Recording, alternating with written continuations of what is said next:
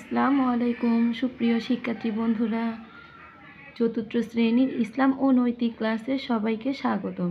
শিক্ষার্থী বন্ধুরা, আজকে আমি তোমাদের সঙ্গে তোমাদের চতুর্থ শ্রেণীর যে ইসলাম ও নৈতিক শিক্ষা বইয়ের তৃতীয় অধ্যায়ের যে আখলাক অনুচ্ছেদটি রয়েছে তারই আজকে অনুশীলনীমূলক প্রশ্নের আলোচনা করব। তাহলে আসো আমরা অনুশীলনীমূলক প্রশ্নগুলো নিয়ে আলোচনা করি।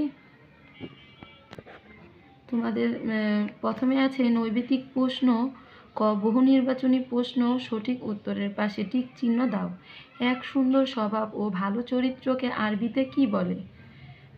আরবিতে বলে খ, আখলাক। সৎ চরিত্র কোনটি?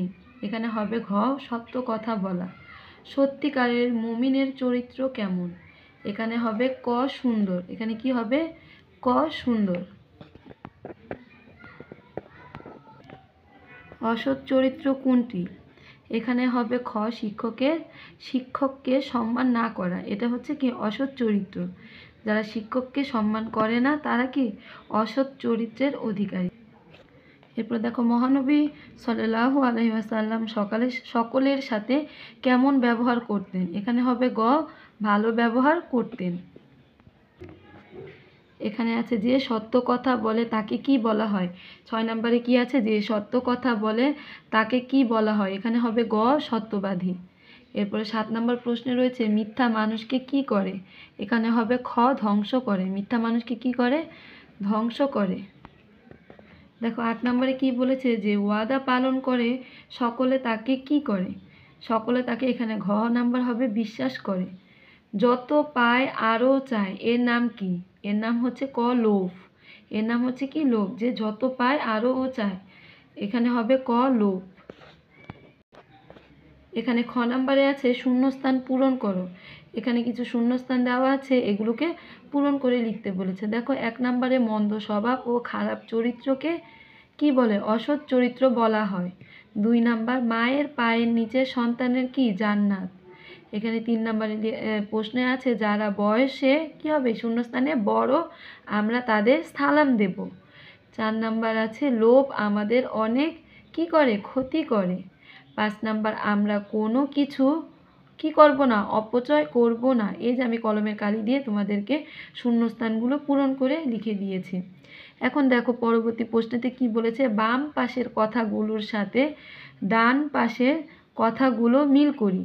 এখানে বাম পাশের কথাগুলোর সঙ্গে ডান পাশের কথাগুলোকে মিল করতে বলেছে। চরিত্র ভালো হলে কি হয়? জীবন সুন্দর হয়।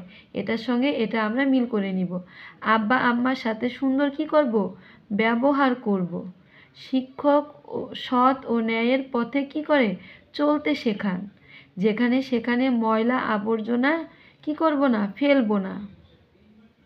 যেখানে সেখানে আমরা ময়লা আবর্জনা ফেলবো না। যে ওয়াদা পালন করে না তাকে কি বলে? তার ধর্ম নেই। যে ওয়াদা পালন করে না তার কোনো কি নেই? ধর্ম নেই।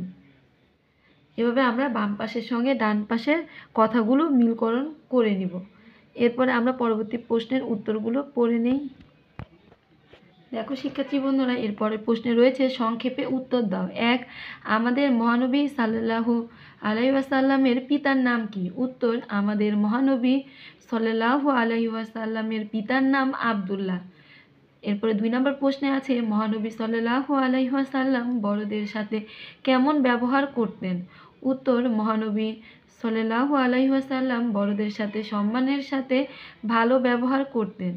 3 নম্বর প্রশ্নে রয়েছে মহানবী সাল্লাল্লাহু আলাইহি ওয়াসাল্লাম ছোটদের কি করতেন? উত্তর, মহানবী সাল্লাল্লাহু আলাইহি ওয়াসাল্লাম ছোটদের স্নেহ করতেন। কি করতেন? ছোটদের স্নেহ করতেন। 4 নম্বর প্রশ্নে রয়েছে আমরা কাজের লোকদের সাথে কেমন ব্যবহার করব? উত্তর, আমাদের বাড়ির যেসব কাজের লোক বয়সে বড় তাদের শ্রদ্ধা ও সম্মান করব এবং যারা ছোট তাদেরকে স্নেহ করব। যারা আমাদের কি বয়সে বড় তাদেরকে আমরা শ্রদ্ধা ও সম্মান করব এবং যারা ছোট তাদেরকে আমরা কি করব? স্নেহ করব। 5 নম্বর প্রশ্নে বলেছে প্রতিবেশীর ঘরে খাবার না থাকলে আমরা কি করব? উত্তর, প্রতিবেশীর ঘরে খাবার না থাকলে আমরা তাকে খাদ্য দেব। মহানবী সাল্লাল্লাহু আলাইহি ওয়াসাল্লাম বলেছেন, যে নিজে পেট ভরে খায় অথচ তার প্রতিবেশী ক্ষুধার্ত থাকে সে কি মুমিন নয়? সে কি মুমিন নয়? তাহলে প্রতিবেশীর ঘরে খাবার না থাকলে আমরা কি করব? এভাবে এই প্রশ্নের উত্তরটি আমরা লিখে দিব। 6 নম্বর প্রশ্নে রয়েছে, ওয়াদা পালন করা মানে কি? উত্তর, ওয়াদা পালন করা মানে কথা দিয়ে কথা রাখা, কথা মতো কাজ করা, চুক্তি রক্ষা করা। কারো সাথে কোনো কথা দিলে তা রক্ষা করার নাম হলো ওয়াদা পালন করা। এরপর 7 নম্বর প্রশ্নে রয়েছে, কারো অনুপস্থিতিতে তার দোষের কথা বলার নাম কি? উত্তর, কারো অনুপস্থিতিতে তার দোষের কথা বলার নাম গীবত বা পরনিন্দা বা পরচর্চা। তাকে কি বলে? গীবত বলে অথবা পরনিন্দা বা পরচর্চা বলে, কারো অনুপস্থিতিতে তার দোষের কথা বলে।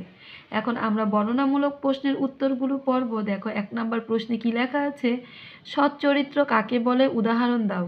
উত্তর, সুন্দর ও ভালো চরিত্রই হচ্ছে সৎ চরিত্র।